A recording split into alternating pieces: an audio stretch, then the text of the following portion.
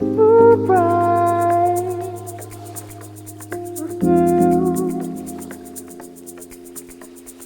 எப்போவாவது யோசிச்சிருக்கீங்களா? அதாவது ஆன்மீகவாதிகள் ஏன் எப்பவுமே உணவு கட்டுப்பாட்டை பத்தி இவ்ளோ தீவிரமா பேசுறாங்கன்னு? இது நிறைய பேருக்கு வர்ற ஒரு சாதாரண சந்தேகம்தான். ஆமா, ஏன்னா ஒரு மனிதனோட ஈகோ, அதாவது அகங்காரம் முழுமையா அழிவதற்கும் அவன் தினசரி சாப்பிடுற உணவுக்கும் ஒரு நேரடி அறிவியல் தொடர்பு இருக்குன்னு சொன்னா உங்களால நம்ப முடியுதா? பொதுவா நாம இது எல்லாம் பெருசா பொருட்படுத்துறது இல்ல. அதுதான் விஷயம். இப்போ நீங்க ஒரு மருத்துவமனைக்கு போறீங்க, உங்க கையில ஒரு எலும்பு முறிவு ஏற்பட்டிருக்குன்னு வச்சுப்போம்.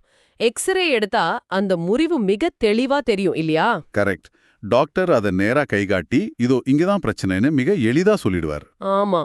ஏன்னா கண்ணுக்கு தெரியற விஷயங்களையும் ரொம்ப ஈஸியா வகைப்படுத்தக்கூடிய விஷயங்களையும் நாம எப்பவுமே விரும்புறோம். கண்டிப்பா.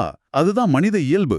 ஆனா மனிதனோட உடலியல், அதோடு சேர்ந்து பின்னி பிணைஞ்சிருக்க ஆழமான ஆன்மீக தத்துவங்கள், இந்த உலகத்துக்குள்ள நீங்க நுழையும் போது அந்த எக்ஸ்ரே இயந்திரம் எந்த பதிலும் சொல்லாம உடைஞ்சு நின்னுடும். நிஜமா அங்க எக்ஸ்ரே வேலைக்காகாது. சோ இன்னைக்கு நாம அலச போற மூல ஆதாரங்கள், அதாவது தத்துவ மற்றும் மருத்துவ குறிப்புகள் எல்லாமே ஒன்னு சேர்ந்து ஒரு அதிர்ச்சியான ஆணித்தரமான வாதத்தை முன்வைக்குது. என்னன்னா, உடல் தூய்மை இல்லாம மன அமைதியோ இல்ல முக்தியோ ஒரு மனிதனுக்கு சாத்தியமே இல்லங்கிறது தான் அந்த வாதம். எக்ஸாக்ட்லி. சரி, இது கொஞ்சம் விரிவாக அலசுவோம். அதாவது உங்க உடல் குப்பைகளால தேவையற்ற நச்சுக்களால நிறைஞ்சிருந்தா உங்க மனம் ஒருபோதும் ஒளிய பெறாது, அகங்காரம் அழியாதுன்னு இந்த ஆதாரங்கள் மிக தெளிவா சொல்லுது. ஒரு நிமிஷம், இது கேக்குறதுக்கு லாஜிக்கா சரியா இருந்தாலும் என் மனசுல ஒரு பெரிய முரண்பாட தோணுது. அதே நம்ம நேயர்களுக்கும் ஒரு கேள்வியா வைக்கிறேன். என்ன கேள்வி அது? அதாவது உடல் முழுமையா தூய்மையா இருந்தா மட்டும்தான் முக்தி சாத்தியம், உடல் ஆரோக்கியமா இருந்தா மட்டும்தான் அகங்காரம் அழியுங்கிறது 100க்கு 100 உண்மையான லாஜிக்னா, கொடிய புற்றுநோயால் பாதிக்கப்பட்ட ரமண மகரிஷி எப்படி முக்தி அடைஞ்சார்? ஓ, இது ஒரு மிகச்சிறப்பான கேள்வி. ஆமா, அவர் தன்னோட இறுதி நாட்கள்ல உடல் முழுதும் நோயால் பாதிக்கப்பட்டிருந்தாரே. இந்த மிகப்பெரிய முரண்பாட்ட, இந்த பாரடாக்ஸ் தான் இன்னைக்கு நாம இந்த ஆழமான அலசல்ல உடைக்க போறோம். இந்த முரண்பாட்டை நாம புரிஞ்சுக்கணும்னா முதல்ல உடலுக்கும் மனதுக்கும் உள்ள ஆழமான தொடர்பை அறிவியல் பூர்வமா நம்ம பார்க்கணும். சரி, சயின்ஸ் இதுக்கு என்ன சொல்லுது? இதுல ஆச்சரியப்பட வைக்கிற விஷயம் என்னன்னா, நாம எப்போதுமே உடலையும் மனதையும் 2 வெவ்வேறு இயந்திரங்கள் மாதிரி பார்க்க பழகிட்டோம். ஆமா, உடல்னா அது ஹாஸ்பிட்டல் சம்பந்தப்பட்டது, மனம்னா அது தியானம் சம்பந்தப்பட்டதுன்னு ஒரு தப்பான பிம்பம் இருக்கு. கரெக்ட். ஆனா இந்த மூல ஆதாரங்கள் மிக தெளிவா ஒன்ன விளக்குது. உடலும் மனமும் ஒன்றே. உடலுங்கிற நாணயத்தோட மறுபக்கம் தான் மனம். ஒரு நிமிஷம், எனக்கு இதுல கொஞ்சம் சந்தேகம் இருக்கு. இது அப்படியே முழுசா ஏத்துக்க முடியல. ஏன், என்ன குழப்பம்? இப்போ நான் தினமும் ஒரு பிரியாணியோ எண்ணெயில பொரிச்ச ஃபாஸ்ட் ஃபுட்டோ சாப்பிட்டுட்டு சாயந்தரம் அமைதியா போய் தியானம் செஞ்சா என் ஈகோ அழியாதா? ஆமா, அழியாது. உணவுக்கும் அகங்காரத்துக்கும் அப்படி என்னங்க நேரடி தொடர்பு இருக்க முடியும்? இது கொஞ்சம் அதீத கற்பனையா தெரியலையா? இல்லல்ல, இது கற்பனை கிடையாது. இது முழுமையான பயாலஜி. அதாவது மாடர்ன் சயின்ஸ் இதை எப்படி சொல்லுதுன்னா கட் பிரைன் ஆக்சிஸ்னு சொல்லுவாங்க. ஓ, வயிறுக்கும் மூளைக்கும் நடுவுல இருக்க தொடர்பு. எக்ஸாக்ட்லி. ஒவ்வொரு மனித உடம்புலையும் வைட்டல் ஃபோர்ஸ், அதாவது ஒரு உயிர் சக்தி இயங்கிட்டு இருக்கு. இது ஒரு குறிப்பிட்ட அளவிலான ஆற்றல். நீங்க தினமும் கடினமான இயற்கைக்கு முரணான உணவுகளை சாப்பிடும்போது என்ன நடக்குது தெரியுமா? செரிமானத்துக்கு ரொம்ப நேரம் ஆகுமா? நேரம் மட்டும் இல்ல, உங்க உடம்போட மொத்த உயிர் சக்தியும் அந்த உணவை செரிப்பதிலும் உடம்புல சேர்ற நச்சுக்களோட போராடி போராடி அதை வெளியே தள்ளுறதுலயுமே செலவாகிடுது. அதாவது அந்த ஆற்றல் முழுவதும் செரிமானத்துக்கே விரயமாயிடுதுன்னு சொல்றீங்க. முக்காவாசி எனர்ஜி அங்கதான் போகுது. அந்த உயிர் சக்தி முழுதும் கீழேயே, அதாவது செரிமான மண்டலத்திலேயே தங்கி ஒரு பெரிய போர்க்களத்தையே நடத்திட்டு இருக்கோம். அப்போ ஆன்மீக விழிப்புணர்வுன்னு சொல்றோமே, அதுக்கு எனர்ஜி இருக்காதா? ஆன்மீக விழிப்புணர்வுனா என்ன? அந்த உயிர் சக்தி மேல் நோக்கி பயணிச்சு மூளையோட உயர்ந்த தளங்களை தொடணும். அதுக்கு எனர்ஜி வேணும் இல்லையா? கண்டிப்பா. அது மட்டும் இல்லாம உடம்புல தேங்குற சளி அப்புறம் பழமையான கழிவுகள் தொடர்ச்சியான இன்ஃப்ளமேஷனை, அதாவது உடல் வீக்கத்தை உருவாக்குது. இந்த இன்ஃப்ளமேஷன் மூளைய பாதிக்குமா? ஆமா, இந்த உடல் வீக்கம் மூளைக்கு தொடர்ந்து அபாய சிக்னல்களை அனுப்பிக்கிட்டே இருக்கும். மூளைக்கு அபாய சிக்னல்னா அத கொஞ்சம் விளக்கமா சொல்ல முடியுமா?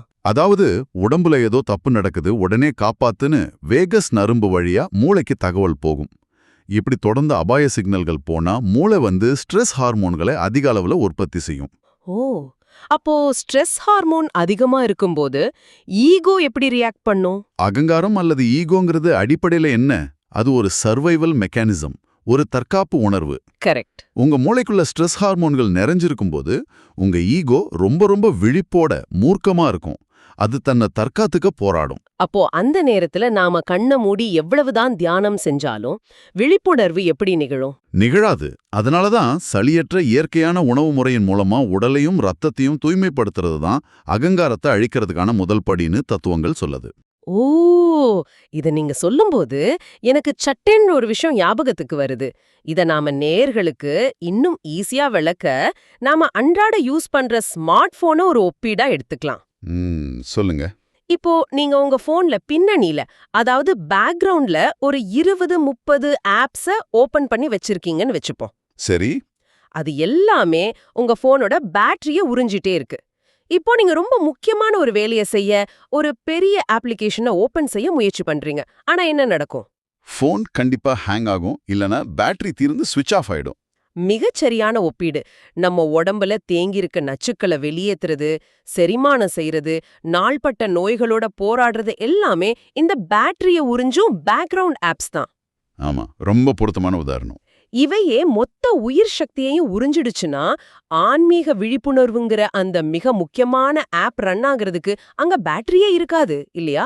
எக்ஸாக்ட்லி. பேட்டரியே இல்லாதப்போ புதுசா எந்த விழிப்புணர்வும் வராது. இதத்தான் வள்ளலார் மாதிரி சித்தர்கள் மிக அழகா அறிவியல் பூர்வமா வலியுறுத்தினாங்க. உள்ளுறுப்புகள்ல கழிவுகள் நிறைஞ்ச தேகத்துல ஆன்ம ஒளி ஒருபோதும் வீசாதுங்கிறத அவங்களோட அசைக்க முடியாத வாதம். உண்மையாவே அது ரொம்ப ஆழமான ஒரு கருத்து. இத அவங்க சுத்தமில்லாத தூசு படிஞ்ச கண்ணாடியில பிம்பம் சரியா தெரியாதது போலன்னு சொல்றாங்க. ஆமா, அந்த தூசு படிஞ்ச கண்ணாடிங்கிற உதாரணம் உடலுக்கும் பிரபஞ்ச சக்திக்கும் உள்ள தொடர்பை மிக துல்லியமா விளக்குது. அப்போ வெறும் தியானத்தை மட்டும் செஞ்சுட்டு உடலை குப்பையா வச்சிருந்தா முக்தி கிடைச்சிடாதுன்னு சொல்றீங்க?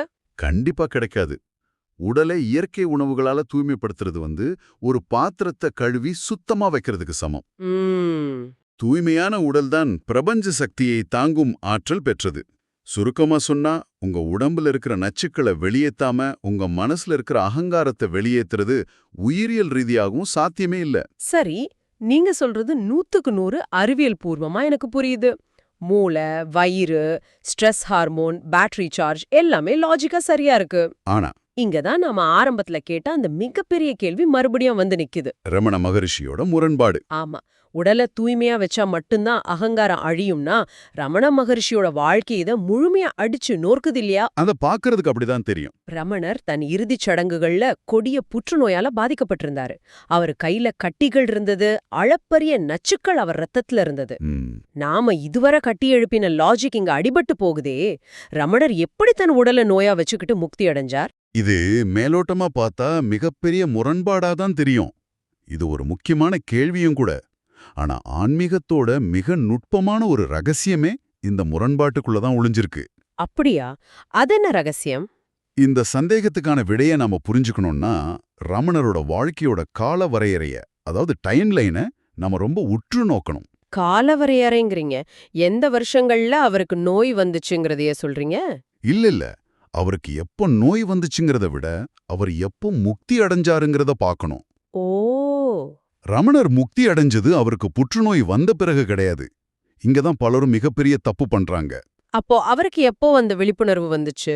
ரமணருக்கு அந்த விழிப்புணர்வு அல்லது மரண அனுபவம்னு சொல்வாங்களே, அது நிகழ்ந்தது அவருக்கு வெறும் 16 வயசு இருக்கும்போது. 16 வயசுலயா? நிஜமாவா? ஆமா, மதுரையில அவர் ஒரு பள்ளி மாணவனா இருந்தப்போதான் அந்த உச்சகட்ட நிகழ்வு நடந்துச்சு. இதுதான் மிக முக்கியமான புள்ளி. அந்த 16 வயசுல அவரோட உடல் மிக மிக ஆரோக்கியமா இருந்தது. உடம்புல எந்த பெரிய அளவிலான நச்சுக்களோ நோய்களோ தேவையற்ற சளிக்கழிவுகளோ இல்ல. அதாவது உடல் ரொம்ப தூய்மையா இருந்திருக்கு. ஆமா, உடல் முழுமையான தூய்மையோடு இயல்பான நலத்தோடு இருந்த அந்த புள்ளில தான் அவர் திடீர்னு ஒரு மரண பயத்தை உணர்ந்தார். ஓ, அந்த மரண அனுபவம் பத்தி நான் படிச்சிருக்கேன். தானே தரையில படுத்துக்கிட்டு தன் உடல் விரைத்து விட்டதா பாவனை செஞ்சு மூச்சு அடக்கி இந்த உடல் இறந்து விட்டால் நான் யார் அப்படின்னு ஆழமா தேடினார். அந்த தூய்மையான உடல்நிலையில அந்த சிறு வயதிலேயே அவர் தன் நான் அப்படிங்கிற அகங்காரத்தை முழுமையா அழிச்சிட்டார். அப்போ அவர் அகங்காரம் இறந்தது அந்த இளம் வயதுல தான், முதுமையில நோயோட இருந்தப்போ கிடையாது. எக்ஸாக்ட்லி. சற்று பொறுங்க, நீங்க சொல்றது புரியுது. 16 வயசுல உடல் தூய்மையா இருந்துச்சு, ஈகோ அழிஞ்சிடுச்சு. ஆனா மனித உடலுங்கிறது கல் கிடையாதே, அது மாறிட்டே இருக்குமே. கண்டிப்பா மாறும். பல தசாப்தங்கள் கடந்து அவருக்கு முதுமை வந்தப்போ, அந்த புற்றுநோய் அவரை தாக்கியப்போ, அவர் உடம்புல மறுபடியும் நச்சுக்கள் சேர்ந்திருக்கணுமே. ம் நியாயமான கேள்வி. நாம முன்னாடி பேசின அதே பயாலஜி லாஜிக் இங்க வேலை செஞ்சிருக்கணுமே.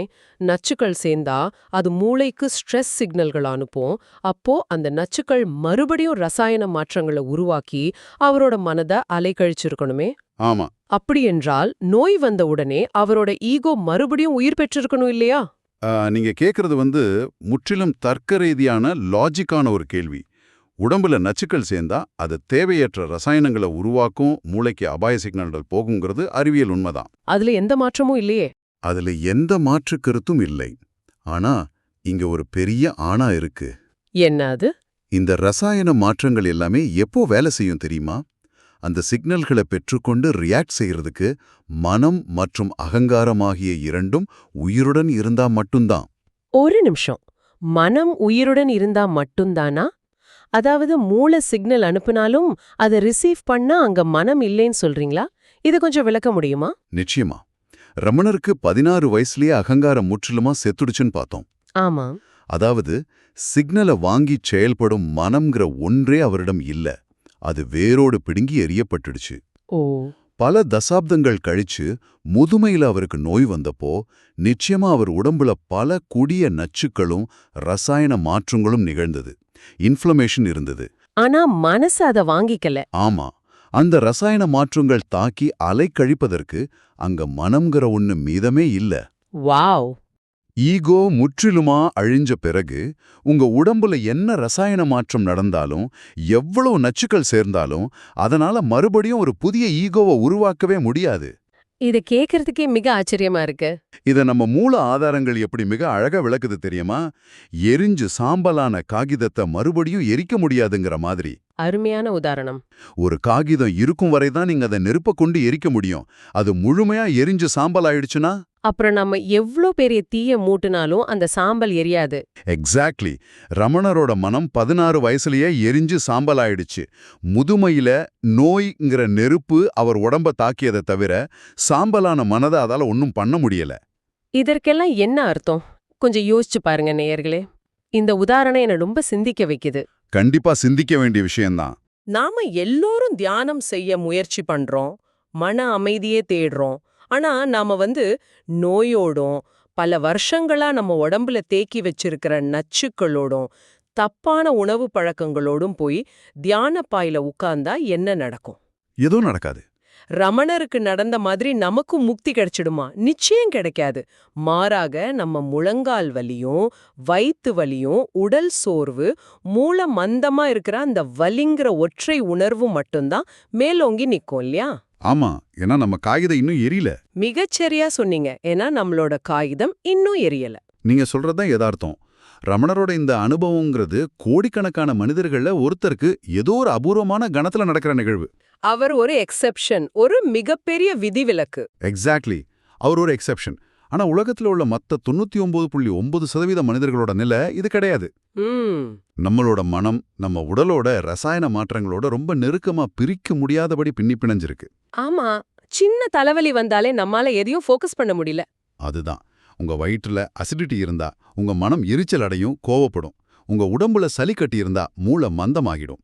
அப்படி என்றால் இந்த 99.9% மனிதர்களுக்கான தீர்வு தான் என்ன? ரமணரை பார்த்து நாம நோயோடு உட்கார்ந்தா வேலைக்காகாது. அப்போ நாம என்ன பண்றது? அதனாலதான் புது விதியாகிய சித்தர்களோட மார்க்கம் மிக தெளிவான ஒரு வழியை வகுத்து கொடுத்திருக்கு. என்ன சொல்றாங்க அவங்க? அவங்க என்ன சொல்றாங்கன்னா, நீங்களாவே மனதை அடக்க போராடாதீங்க. முதல்ல இயற்கை உணவின் மூலமா உங்க உடலை தூய்மை செய்யுங்க, நச்சுக்களை வெளியேத்துங்கன்னு ஆணித்தரமா சொல்றாங்க. அதாவது பேட்டரியை ட்ரெயின் பண்ற பேக்ரவுண்ட் ஆப்ஸை க்ளோஸ் பண்ண சொல்றாங்க. ஆமா. உடல் தூய்மையானா மூளைக்கு செல்லும் அபாய சிக்னல்கள் நிற்கும். அதன் பிறகு உங்க மனம் அலைபாய்வதற்கான எரிபொருள் இல்லாம தானாகவே ஒடுங்கும். இது ஒரு பரந்த கோணத்துல பார்த்தோமானா அந்த இறுதி தத்துவ நிலைக்கு நாம இப்ப வரலான்னு நினைக்கிறேன். சொல்லுங்க. அகங்காரம் இல்லாத ஒருத்தருக்கு, அதாவது ரமணர் மாதிரி ஒருத்தருக்கு இந்த உடல் நோயோட வடிவம் இறுதியில என்னவாதான் இருக்கும்? ஓ, அவர் அந்த வலி எப்படி உணர்ந்தாருன்னு கேக்குறீங்களா? ஆமா. வலி அவரை பாதிக்கவே இல்லையா? புற்றுநோயோட வலி ரொம்ப கொடியதாயிச்சே. வலி இருக்கும், ஆனா அது அவரோட வலியா இருக்காது. இது பிராரப்த கர்மாங்கிற ஆழமான கருத்தோடு தொடர்புடையது. பிராரப்த கர்மானா என்ன? அது கொஞ்சம் எளிமையா சொல்ல முடியுமா? பிராரப்த கர்மாங்கிறது இந்த ஜென்மத்துல நாம அனுபவித்தே தீர வேண்டிய வினைப்பயன் அல்லது உடலுக்கான இயற்கை விதின்னு சொல்லலாம். சரி. ஞானம் அடைஞ்ச பிறகு ஒருத்தருக்கு தான் உடல் என்னவா தெரியுமா இருக்கும்? அது ஒரு பழைய கிழிஞ்ச சட்டம் மாதிரி ஆகிடும். ஓ, பழைய சட்டை மாதிரி. ஆமா, ஒரு கிழிஞ்ச சட்டையை நாம மாட்டி வச்சிருப்போம், அதை எப்ப கழட்டி வீசுவோன்னு காத்துட்டு இருப்போம் இல்லையா? அதுபோல ரமணருக்கு அந்த உடல்ங்கிறது பிராரப்த கர்மாவை கழிச்சு வீசுற ஒரு கருவியா மட்டுமே இருந்தது. அதாவது தாங்கிற உணர்வு உடலோடு ஒட்டல, உடம்புக்கு நடக்கிற விஷயங்கள் அந்த சட்டைக்கு நடக்கிற மாதிரி. எக்ஸாக்ட்லி. இத தத்துவத்துல சாட்சி நிலைன்னு சொல்லுவாங்க. ஒரு விட்னஸ் மாதிரி பார்க்கிறது. சாட்சியா பார்க்கிறது. ரொம்ப ஆழமான ஒரு நிலை இது.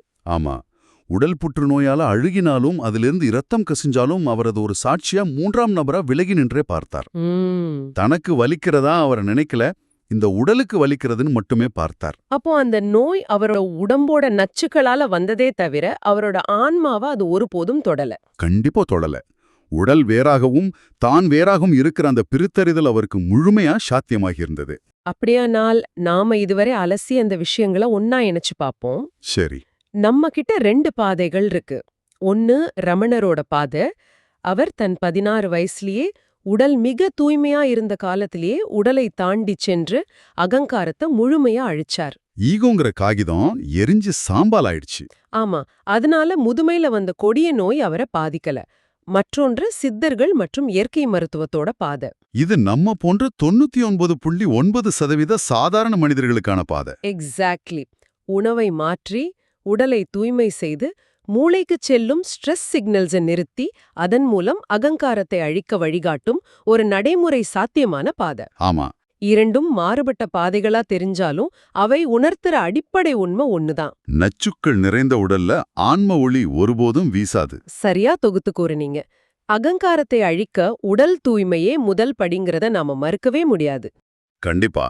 தூசு படிஞ்ச கண்ணாடியில பிம்பம் தெரியாதது போல உள்ளுறுப்புகள்ல கழிவுகள் தேங்கியுள்ள வரை நீங்க எவ்வளவுதான் ஆன்மீக நூல்களை படிச்சாலும் சரி, அது வெறும் தத்துவார்த்தமான அறிவாகவே இருக்குமே தவிர உண்மையான அனுபவமா மாறாது.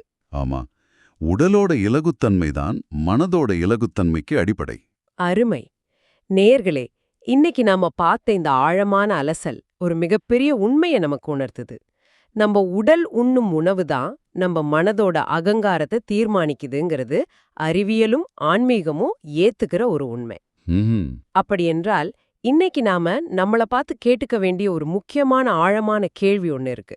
அது என்ன கேள்வி?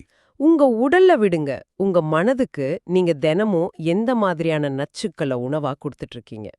ரொம்ப முக்கியமான கேள்வி இது. உங்க அகங்காரத்தை, உங்க ஈகோவை தினந்தோறும் ரகசியமா வளர்த்துட்டு இருக்கிற அந்த கண்ணுக்கு தெரியாத நச்சுக்கள் என்னென்ன? அது எந்த ரூபத்துல வேணும்னாலும் இருக்கலாம். ஆமா, அது நீங்க மணிக்கணக்கா பாக்குற சோஷியல் மீடியாவா இருக்கலாம், உங்கள சுத்தி எப்பவுமே குறை சொல்லிட்டே இருக்கிற மனிதர்களா இருக்கலாம், அல்லது உங்களுக்குள்ளேயே ஓடிட்டு இருக்கிற தீராத நெகட்டிவ் எண்ணங்களா இருக்கலாம். கண்டிப்பா.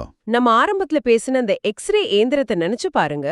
உடைந்த எலும்பை காட்ட மருத்துவமனையில எக்ஸ்ரே இருக்கு, ஆனா மனசுல இருக்கிற நச்சுக்களை காட்ட எக்ஸ்ரே இல்லையே. அதுதான் உங்க மனசுக்குள்ள உறைஞ்சிருக்க உங்க அகங்காரத்தை ஊட்டி வளர்க்கும் அந்த நச்சுக்களை காட்ட உலகத்துல எந்த இயந்திரமும் இல்ல.